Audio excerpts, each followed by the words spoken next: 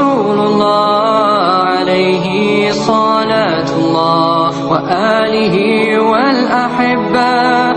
La ilaha illallah Muhammadun Rasulullah alaihi salatullah wa alihi wal ahibba. La ilaha illallah Muhammadun Rasulullah alaihi salatullah wa alihi wal ahibba. La ilaha illallah Muhammadun Rasulullah alaihi salatullah wa alihi wal ahibba. La ilaha illallah Muhammadun Rasulullah alaihi salatullah wa alihi wal ahibba. La ilaha illallah Muhammadun Rasulullah alaihi salatullah wa alihi wal ahibba. La ilaha illallah Muhammadun Rasulullah alaihi salatullah wa alihi. Bismillahirrahmanirrahim. Alhamdulillahi rabbil alamin. Wassalatu wassalamu ala sayyidina Muhammad wa ala alihi wa sahbihi ajma'in. Allahumma salli ala salawatika ala asadi mahlukatika Sayyidina Muhammad wa ala alihi wa sahbihi wa sallam adada ma'lumatika wa midada kalimatika kullama dhakaraka wa dhakarahu dhakirun wa ghafala an dhikrika wa dhikrihil ghafilun. Allahumma la ilma lana illa ma'allamtana wa la fahma lana illa ma'allamtana innaka antal alimul hakim. Allahumma arijna min dhulumatil wahmi wa akrimna binuril fahmi وافتح لنا أبواب فضلك ورحمتك وخزائن علمك. اللهم إنا نسألك فهم النبيين وحفظ المرسلين وإلهام الملائكة المقربين. اللهم أغننا بالعلم وزينا بالعلم وأكرمنا بالتقوى وجملنا بالعافية يا أرحم الراحمين. آمين يا رب العالمين. Alhamdulillah, segala puji milik Allah. Kita bersyukur kepada Allah Subhanahu wa ta'ala atas limpahan nikmat yang Allah berikan kepada kita. Khususnya adalah nikmat kita diberi umur oleh Allah agar kita bisa untuk beribadah kepada Allah Subhanahu wa ta'ala. Mengapa Allah Subhanahu wa ta'ala masih memberikan kepada kita umur, masih memberikan kehidupan kepada kita? Tujuannya agar kita beribadah kepada Allah Subhanahu wa ta'ala. Jadi ketika Allah masih memberikan umur kepada kita, bukan tujuannya kita untuk mengumpulkan harta, bukan tujuannya untuk mengumpulkan dunia, bukan tujuannya untuk masalah politik dan lain sebagainya. Allah masih memberikan umur kepada kita tujuannya agar kita beribadah kepada Allah, ya, wa ma khalaqtul jinna wal insa illa liya'budun. Dan alhamdulillah sekarang ini kita berada di penghujung akhir daripada tahun Hijriah 1446 dari hijrahnya Nabi kita Sayyidina Muhammad Sallallahu Alaihi Wasallam. Insyaallah pada malam Jumat besok itu memasuki tahun baru Hijriah, yaitu 1447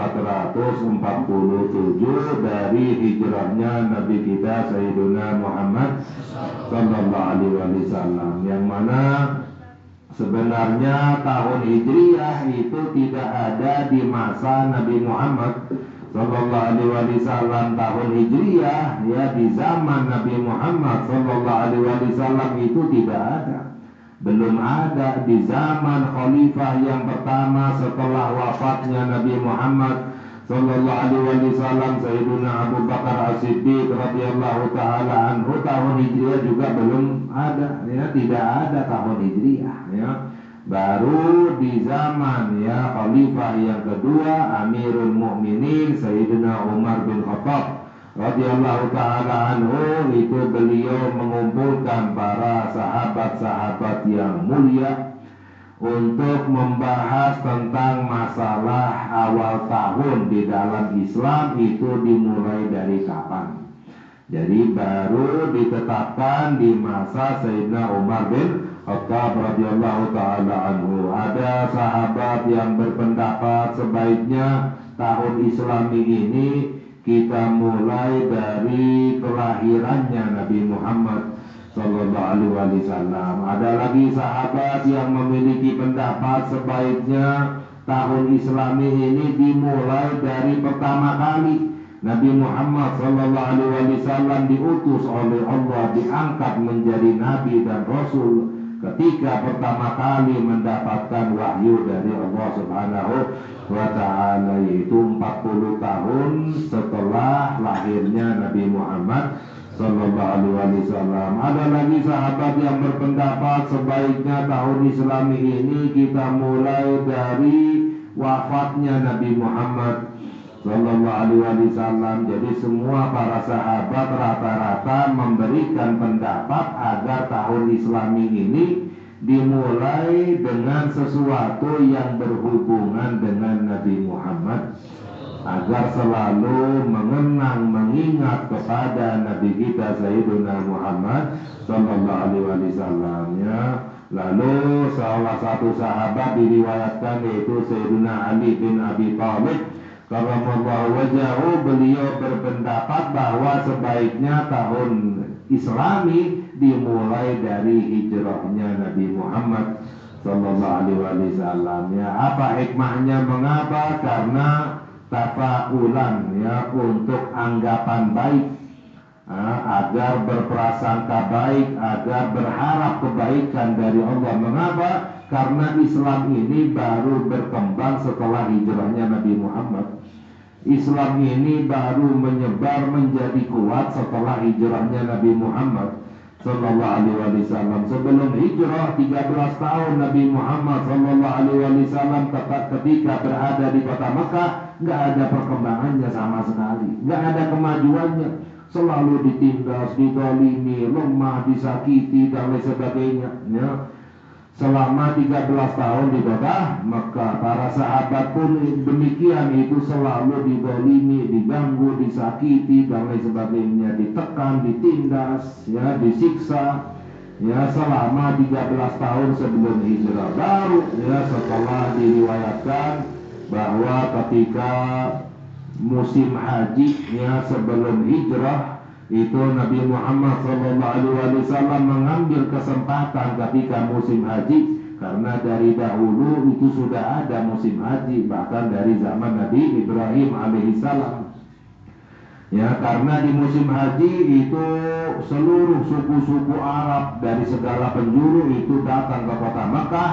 Nabi Muhammad SAW mengambil kesempatan untuk berdakwah, mendatangi tempat-tempat singgah suku-suku yang datang dari segala penjuru, yaitu yang ada di Mekah, yang ada di Mina dan lain sebagainya, berdakwah, mengajak untuk beriman kepada Allah Subhanahu wa taala setiap tahun, ya, selalu, ya, dalam keadaan tentu saja Nabi Muhammad SAW ditindas, disakiti, diganggu, dihalangi dakwahnya, tapi beliau tetap berdakwah di jalan Allah Subhanahu wa taala sampai ketika 2 tahun sebelum hijrah.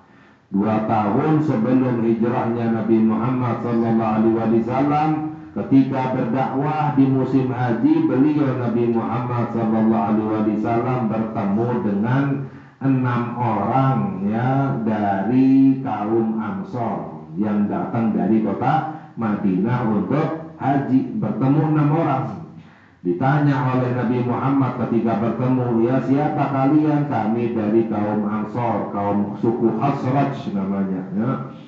Lalu Nabi Muhammad SAW itu memberikan penawaran, apakah boleh aku duduk bersama kalian? Aku ingin menyampaikan sesuatu. Lalu Nabi Muhammad membacakan Al-Quran, ya, mengajak untuk beriman kepada Allah dan menjelaskan bahwa dirinya adalah utusan Allah Subhanahu wa ta'ala, ya. Itu enam orang dari kaum Ansor itu saling berpandang-pandangan satu sama lain. Mengapa? Karena sebelumnya orang-orang Yahudi itu sudah ada di kota Madinah turun-temurun, dan selalu istilahnya terkadang bertengkar bermusuhan dengan orang-orang Ansor yang ada di kota Madinah, orang-orang Yahudi. Dan setiap kali orang-orang Yahudi yang bertengkar dengan kaum Ansor di kota Madinah, orang Yahudi itu mengancam. Orang-orang Yahudi berkata, nanti ketika Nabi kami sudah diutus, Nabi kami yang sudah dikabarkan di dalam kitab Taurat, di dalam kitab Injil, yang akan berhijrah ke kota Madinah, kami akan bersama Nabi kami memerangi kalian, ya, membinasakan kalian sebagaimana Allah membinasakan kaum Nabi Hud, kaum Nabi Soleh, kaum Nabi yang lain, ya. Jadi selalu diancam demikian. Nanti akan datang, ya, Nabi kami, ya, yang namanya adalah Ahmad Muhammad, ya. Dalam Al-Quran Allah berfirman, wa qala Isa bin Maryam, ya bani Israil, inni Rasulullah ilaikum musaddiqan lima baina yadayya min at-taurati wa mubasysyiran bi rasulin ya'ti min ba'di ismuhu Ahmad, ya. Nabi Isa putra Maryam alaihissalam itu berkata, wahai Bani Israel, aku adalah utusan Allah kepada kalian, membenarkan kitab yang ada sebelum di hadapan kalian, yaitu kitab Taurat, dan aku memberikan kabar gembira kepada kalian dengan Nabi setelahku yang namanya adalah Ahmad, ya. Selalu demikian, ya. Jadi orang-orang Ansor tahu Nabi Muhammad SAW sebenarnya dari orang-orang Yahudi. Akhirnya tadi itu ketika 6 orang dari kaum Ansor bertemu dengan Nabi Muhammad ketika musim haji, saling pandang-pandangan satu sama lain. Jangan-jangan ini, ya, orang yang dikabarkan oleh orang-orang Yahudi, ya. Ayo kita beriman duluan sebelum orang-orang Yahudi beriman, ya, kata kaum Ansor. Akhirnya yang 6 ini langsung beriman kepada Nabi kita Sayyidina Muhammad Sallallahu Alaihi Wasallam. Ternyata Yahudi yang sebelumnya selalu menjanjikan beriman kepada Nabi Muhammad Sallallahu Alaihi Wasallam, ketika datangnya Nabi Muhammad justru mereka mengingkari. Mengapa? Karena mereka kira Nabi Muhammad dari Bani Israel, ya, karena semua Nabi itu dari Bani Israel, ya. Setelah Nabi Ibrahim itu semua Nabi dari Bani Israel. Dikira Nabi Muhammad juga dari Bani Israel, dari Yahudi. Ternyata dari orang Arab. Orang Yahudi itu paling benci dengan orang Arab, ya. Makanya hati-hati kalau ada istilahnya kabar-kabar yang menyampaikan kepada kita untuk kita benci kepada orang Arab. Hati-hati, ini datangnya dari orang-orang Yahudi, ya. Orang yang dari dahulu. Nah, orang-orang Yahudi tahu bahwa Nabi Muhammad adalah utusan Allah Subhanahu wa ta'ala. Bahkan Allah kabarkan di dalam Al-Quran, alladzina atainahumul kitaba ya'rifunahu kama ya'rifuna abna'ahum. Allah berfirman, orang-orang yang kami beri kitab, yaitu Yahudi dan Nasrani, mereka tahu mengenal Nabi Muhammad seperti mengenal anaknya sendiri, kata Allah. Ya, pernah ada sahabat yang ketika turun ayat ini tanya kepada orang Yahudi, benar kamu ini kenal Nabi Muhammad seperti anak kamu sendiri?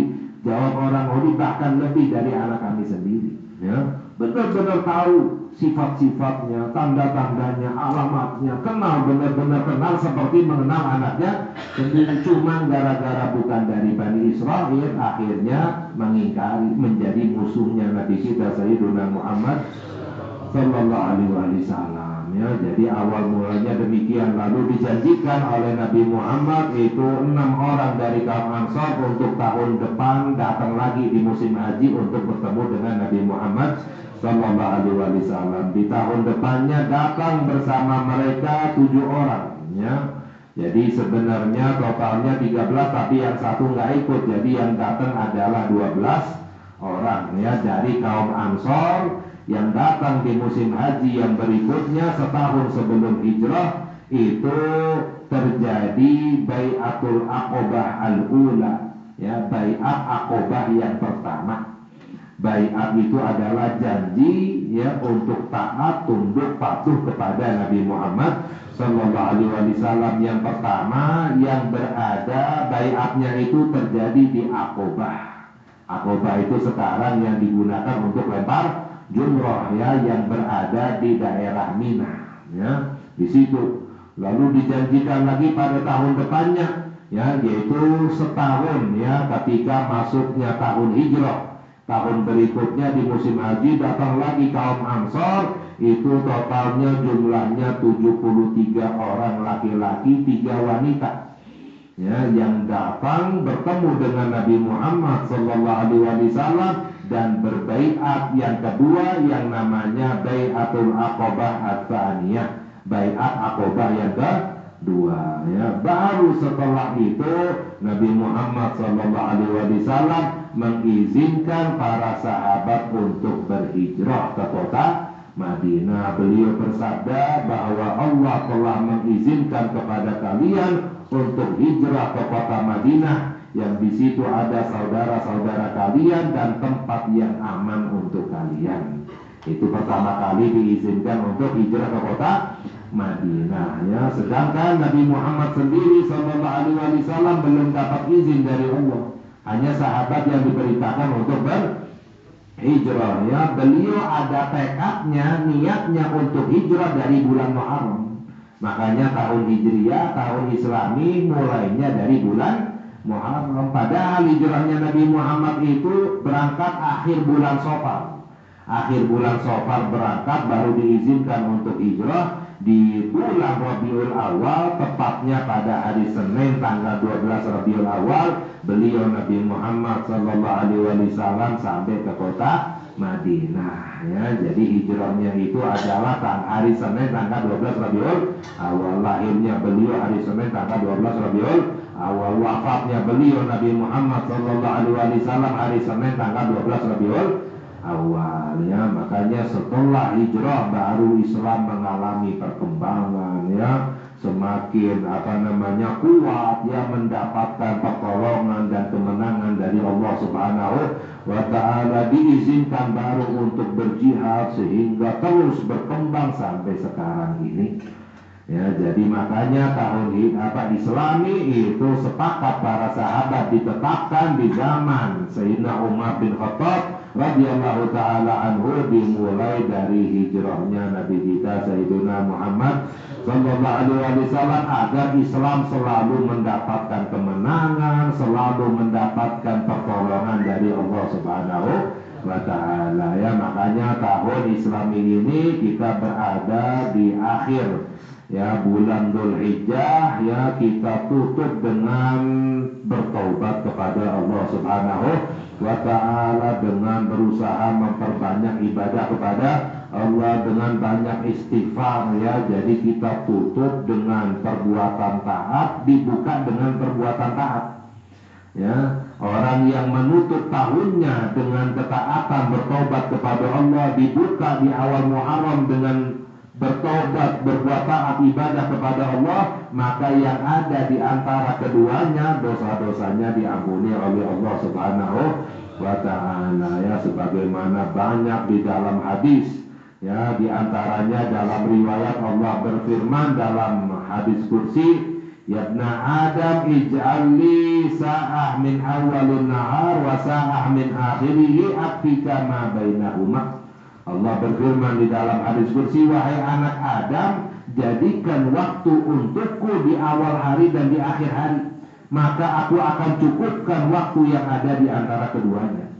Maknanya di awal hari setelah subuh dan sebelum maghrib atau setelah maghrib itu dalam keadaan ibadah, zikir kepada Allah. Di waktu-waktu yang lain walaupun gak pikiran dianggap sebagai orang yang pikiran, walaupun gak ibadah dianggap orang yang selalu beribadah kepada Allah Subhanahu wa taala. Jadi yang paling penting pada awal dan pada akhirnya ya. Makanya kita tutup dengan ya ibadah kepada Allah. Makanya tahun Hijriah diakhiri dengan bulan Dzulhijjah, yaitu bulan suci, dan diawali dengan bulan suci, bulan Muharram.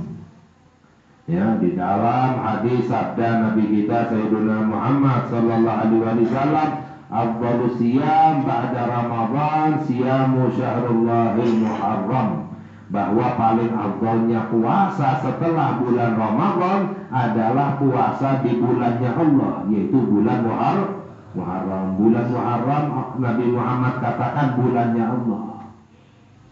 Ya, sama seperti Ka'bah, Baitullah. Ka'bah itu adalah rumah Allah, bukan berarti Allah rumahnya di situ, tapi dinisbatkan kepada Allah, disandarkan kepada Allah, menunjukkan kemuliaannya di sisi Allah Subhanahu wa ta'ala. Bulan Muharram pun demikian, bulan yang mulia di sisi Allah Subhanahu wa ta'ala, makanya dinamakan dengan bulannya Allah, yaitu bulan Muharram.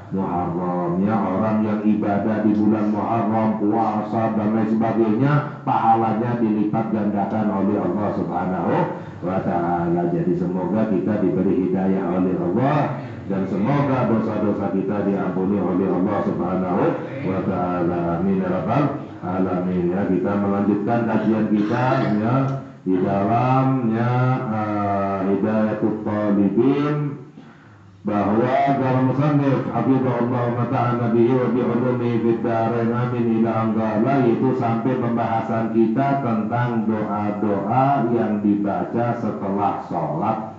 Di antara waktu-waktu yang mustajab adalah doa setelah sholat. Waktu yang mustajab, makanya setelah sholat jangan langsung kabur ya. Ada orang sholatnya buru-buru, habis sholat langsung kabur, seakan-akan ada urusan penting, ngurusin dunia misalnya.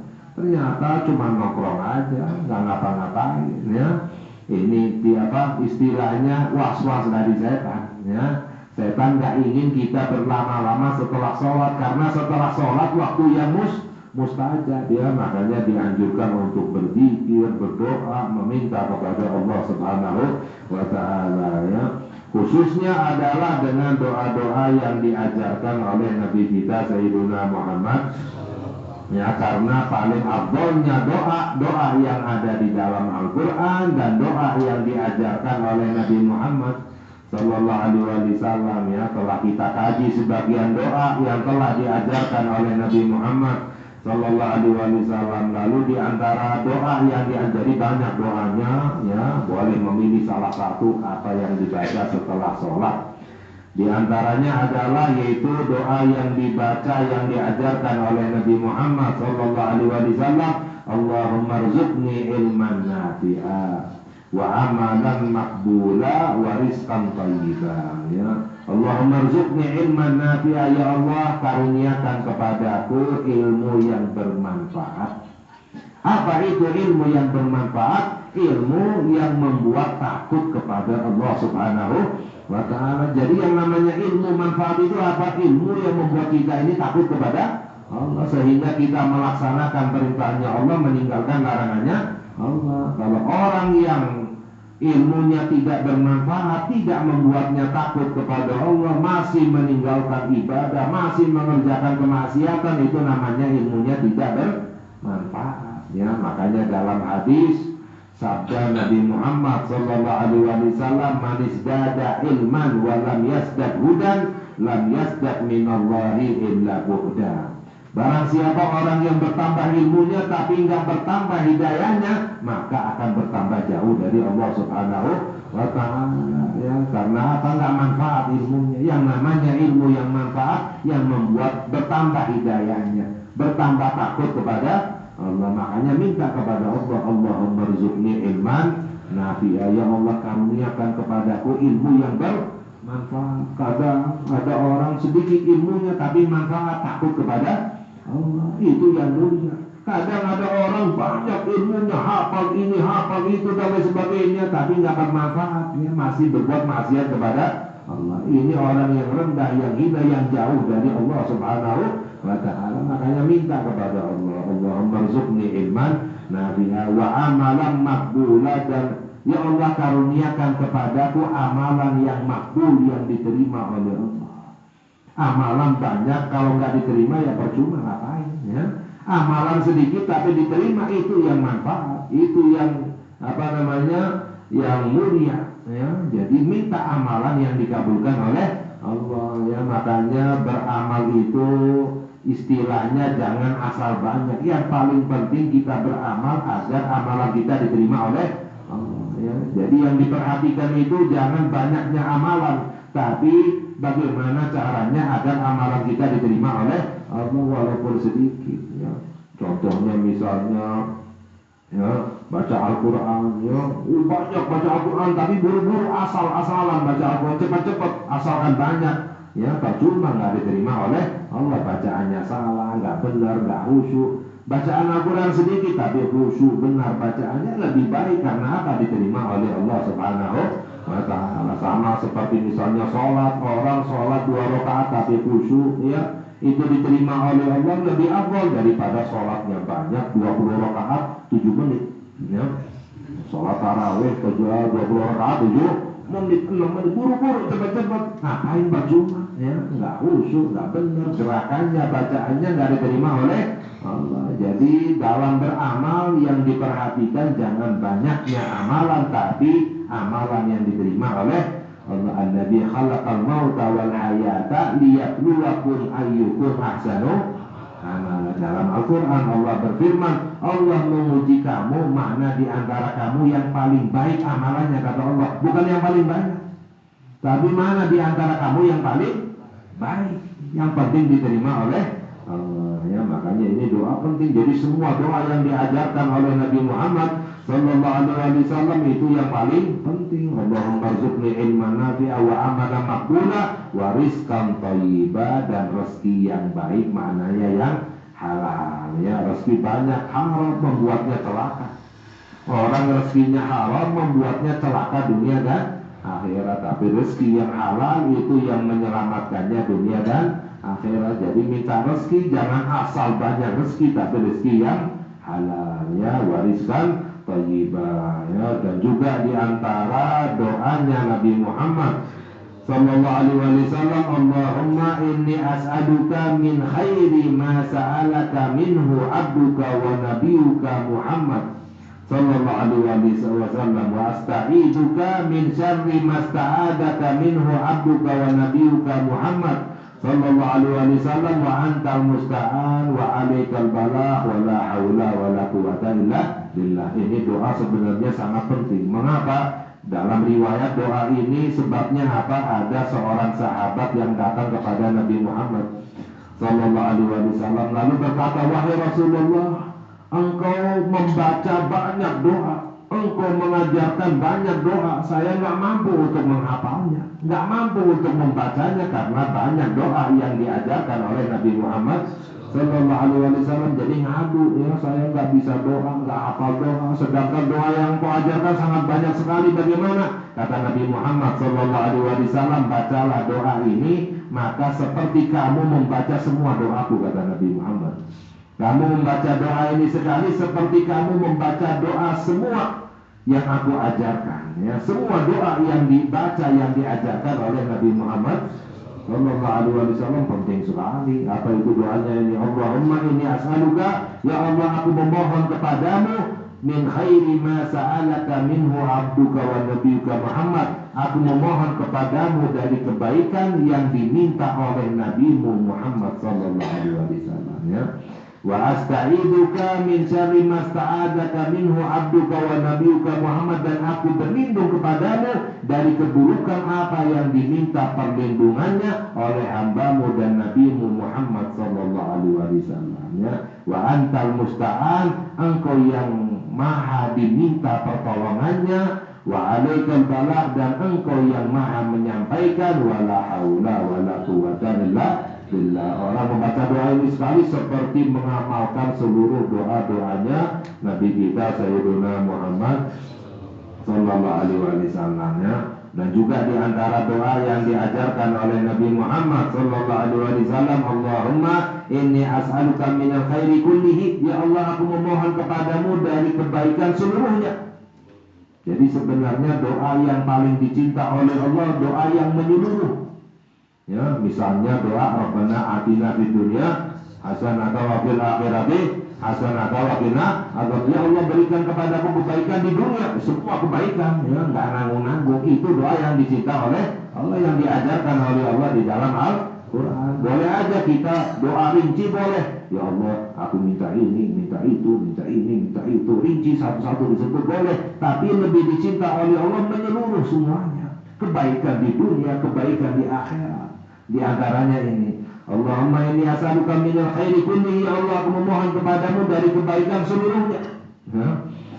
Ajilihi wa ajilihi, baik di dunia maupun di hari akhirat. Ma'alimtu minhu wa ma'lam a'lam, baik yang aku ketahui maupun yang tidak aku ketahui. Aku minta seluruh kebaikan dunia dan akhirat. Wa a'udzubika minasyarri kullihi ajili wa ajilihi ma'alimtu minhu wa ma'lam a'lam, dan aku berlindung kepadamu dari keburukan seluruhnya, baik di dunia maupun di hari akhirat, yang aku ketahui maupun yang tidak aku ketahui. Ya, ini doa-doa yang diajarkan oleh Nabi kita Sayyidina Muhammad Sallallahu Alaihi Wasallam. Ya, jadi masalah doa sebenarnya yang paling penting itu adalah doa orang sukses, orang selamat, orang mulia. Ya, itu sebenarnya yang paling penting adalah karena doa usaha tetap usaha, tapi yang paling penting adalah doa anak-anak bahkan menjadi nasibnya baik, ya mulia, bahagia, itu sebenarnya karena doa orang tua. Banyak anak-anak pintar, ya, anak-anaknya cerdas, kuliahnya tinggi, tapi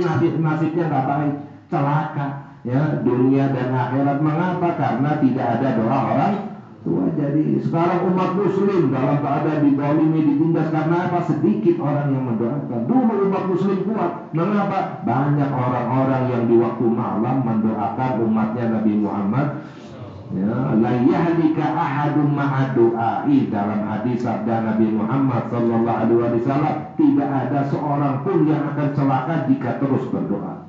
Yang paling penting itu adalah doa silahul mukmin, senjatanya orang mukmin adalah doa. Ya, insyaallah yang lain kita kaji lagi pada lain kesempatan. Semoga Allah Subhanahu wa taala memberi hidayah kepada kita, Allah terima amal ibadah kita, Allah kabulkan doa-doa kita, hajat-hajat kita, Allah ampuni dosa-dosa kita.